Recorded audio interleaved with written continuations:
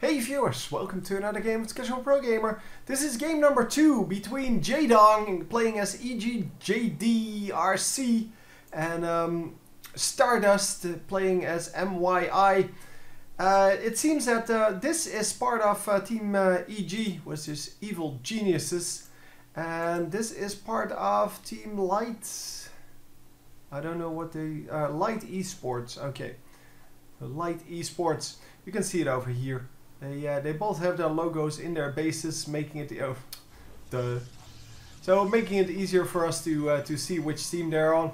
And we do have the early pylon in the front of the second base, well, of the expansion, and he's going to wall off this this little bit of a gap with the forge. Oh, hang on. The forge and the gateway and the cybernetics core, leaving a little bit of a gap and putting a cannon behind it to defend it against the Zerglings. For those of you who haven't seen game 1, I do suggest you watch it now because I'm going to spoil it right here, at least part of it. And if you're still here, that's your own mistake. So anyway, in game 1 we saw this defense holding off against a huge number of Zerglings. And he's not actually building the defense yet, because, well, he knows this is a big map. He knows that he should focus on building those workers, because with more probes out, you can actually get a whole lot more done than without them. And I think he's saving up to just build. Yeah, he's going to build his expansion first, whereas here we see the spawning pool out first, and that is going to give the advantage economically to our Stardust here, and Stardust might actually be able to capitalize on that and win his second game in a row.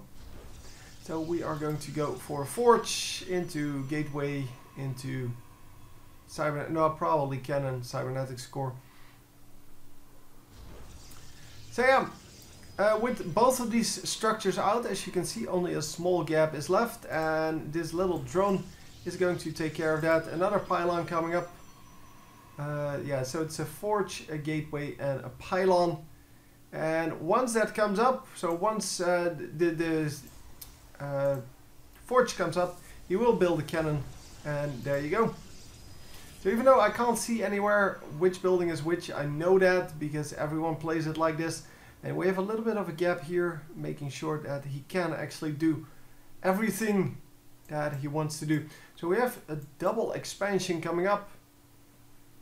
And without any scouts of the Protoss player, yeah, Jaedong might actually pull this back into his favor. Stardust, of course, a really good Korean player, just like Jaedong. So both of them know what to expect here. But, well, without scouts, you can expect pretty much, well, whatever you want, but you're not going to know whether you're actually right. He does send out the scout right now. It is kind of late at the 5-minute mark, but it should be okay. So we do have a little bit of gas mining going on. Only one. Oh no, sorry. 2 assimilators going then. Yeah, okay. 240 apparently per minute.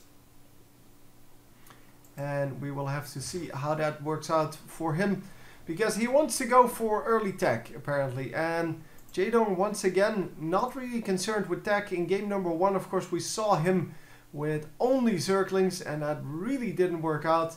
But Zerglings are still very cool. They're very strong, especially in big groups. But he couldn't get a big enough group to actually defeat the Protoss army. So once the Protoss army moved out, it was pretty much done. He couldn't kill it, and without him being able to kill it, it could just march into his bases and do whatever. So anyhow, yeah, we do have our things set up. The cybernetics core is actually over here, because it would wall off this entire region, and he didn't want that. He wanted to, yeah, to not wall it completely off. So obviously you want your troops to be able to get out of your base and into your base, depending on where they are. But I did expect him to put that over here because of the, well, the earlier bust of his front. It is normally good to have that double layered if you have no better thing to do. Of course, this cybernetics core does prevent a little bit of the run by here. You do have to run a little bit further now, but that is normally not the problem. Maybe he wants to wall it off over here so that they actually have to walk all the way over here to get to the base. But yeah, on the other hand, maybe it's just that he just found it convenient to build it here because it's close to his mineral lines. I don't really know. So anyhow, we do have the base coming up, or sorry, the base spawning some new Zerglings. And wow, he finds the pylon straight away. Pylon not even halfway done. And he is going to, however, build a new pylon over here. Don't know why, because there's a pylon already over here. And it's like a 1 second deal between the two pylons. It's 100 minerals for 1 second. I don't really agree with that. But anyhow, we are going to get some Stalkers into this base, and the Stalkers are going to be weak against the Zerglings. Keep that in mind, but he does have Roaches now. They're even weaker against Roaches, and Roaches do extra damage. Oh no, sorry. No, sorry. Roaches do flat damage, the Stalkers do extra damage versus the Roaches, but still the Roaches are good against the Stalkers. Unless they're all alone and in lesser numbers, because then they really suck. Anyhow, the Roaches are really a good counter to the Stalkers, but as I said, you don't want to go in with lesser numbers, and well, you don't want to go in with lesser numbers at any point, because you are the Zerg, you are supposed to be a swarm race, so you are going to build a big swarm and a big group of units and just own them by having larger numbers.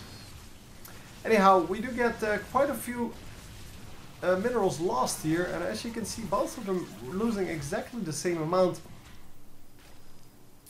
And well, that makes that the Protoss is actually a little bit behind, because the Protoss he built 3 pylons here. He also warped in a whole lot of units that aren't in his base, and well, I guess the only thing the Zerg did was build this spine crawler. Not a big deal. The rest of the units, yeah, sure, they can also they can all be used to attack and to defend. These units are mostly here to attack, because if they have to retreat all the way back to the base, then yeah, it's going to take a while. On the other hand, for the Zerg to go all the way over there is going to take a while as well. So yeah, there's that. And we are going to continue on, just trying to poke at these units, and actually the resources lost should now be in the advantage, yeah, of the Zerg player. The Zerg actually has less units lost, because that last fight was pretty good. So another 100 minerals going down, so he has 400 minerals spent on those pylons. And even though that doesn't seem like a big deal, every pylon is a zealot. So he could actually just have built 5 more zealots. And that is, or sorry, 4 more zealots, or a complete nexus. And that is a huge deal. Obviously that would change the situation in these team fights quite a lot. And we are going to assume that he knows that, and that there's a reason for this madness.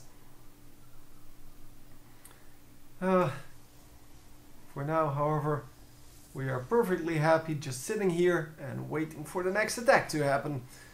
So the Stalker's just walking around here a little bit. He's expecting a drop apparently, and there is an Overlord over here, but well, he knows that these Stalkers are running around all the time, so he knows that there is no drop possibility. Yes, I'm assuming he saw that. And we are going to go into the front with our Zerglings, and there aren't a whole lot of Zerglings, and he knows that this cannon is here. So probably just wanted to check up on how many units there are. Hallucinated Phoenix once again out to scout, and it is going to be very useful to see what is going on. Obviously, with a little bit of an investment into those sentries, you can actually get all the scouting information that you could possibly want, as well as you could get the your army to be buffed with extra units that aren't real, but well, the opponent can't see the difference between your real units and your fake units, and because of that you can actually save your own units, so that's really cool. We do have some Immortals coming up now.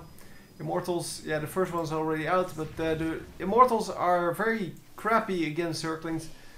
As in, they just get insta-killed by a group of Zerglings, but they are very good against the Roaches. They do 250% damage to armored units, and Roaches are of course armored units.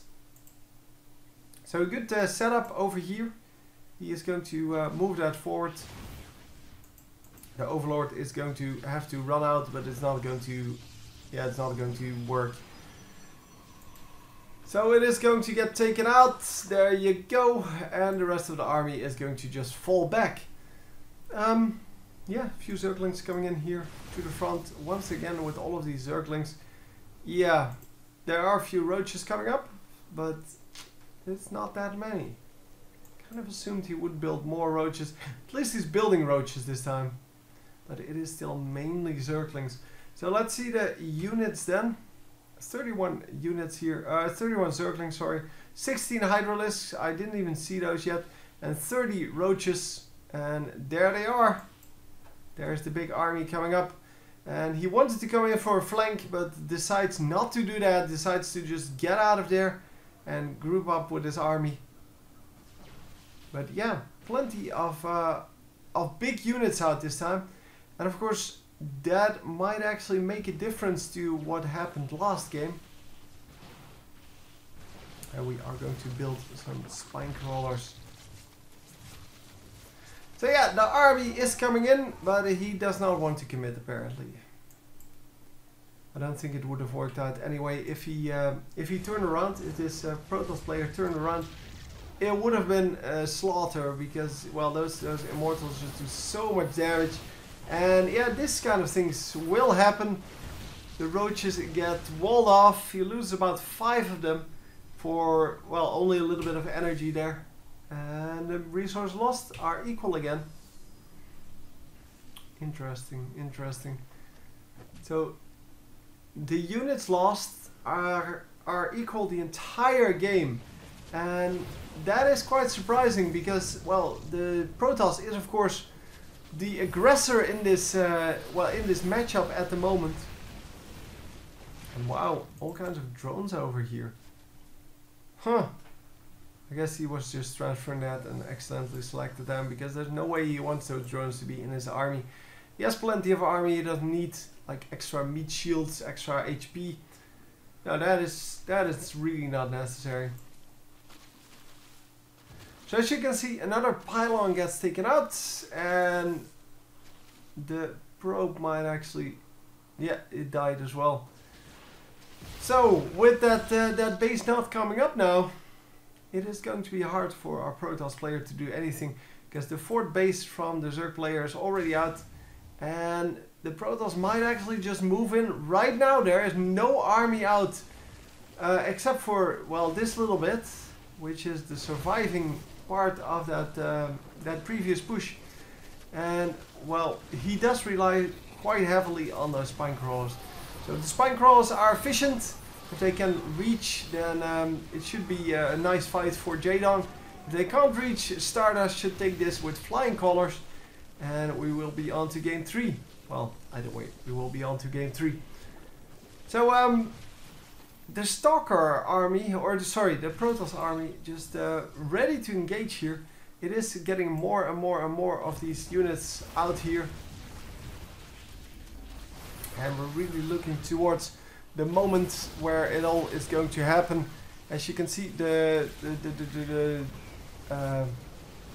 Immortal was pretty close to dying, and they actually take him in with, I forgot what the flyer's name is, I don't see them a whole lot, but really picking off those Immortals straight away. He's going to do it again here, I'm assuming, and going to just help his building. And wow, Jaedong actually victorious after this fight.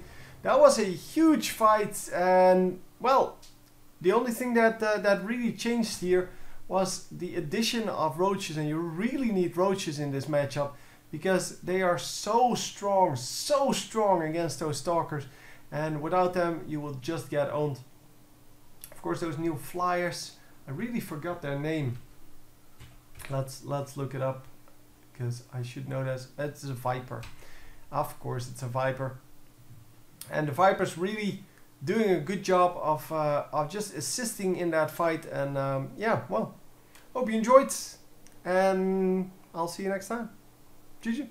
On to game number 3 out of 5. So we're not done yet.